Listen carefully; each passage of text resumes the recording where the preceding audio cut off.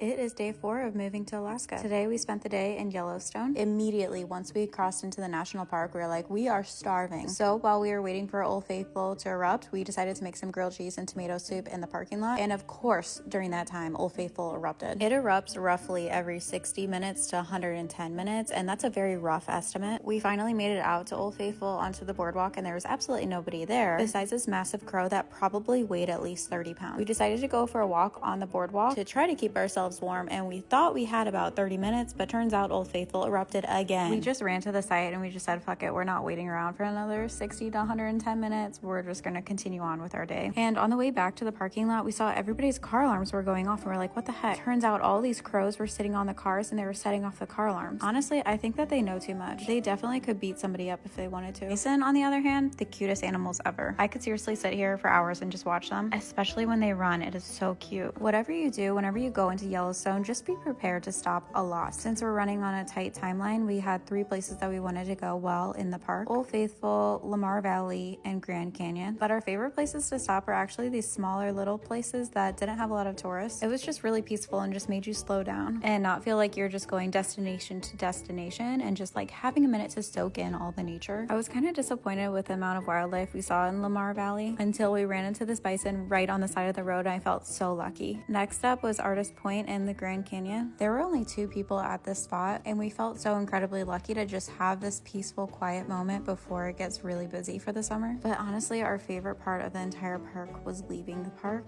The views were absolutely insane. I cannot even begin to describe the feeling of looking at these mountains from a distance with the sunset coming over the mountains. Okay, but I do have a question about these deer that we kept on seeing. What are these animals? They were all fenced in, and they were just like standing there. They weren't trying to jump into the road at all. We were very confused. Like, are they somebody's pets? Are they farm animals? We could not figure it out. It was so bizarre, but they weren't afraid of cars or anything. Anywho, that was our day in Yellowstone. I definitely want to come back in September whenever we're on our way back from Alaska and do a bunch of hikes. And now for the hardest part of our entire travel day, finding a place to sleep for the night. Finding a place outside of a national park is so difficult.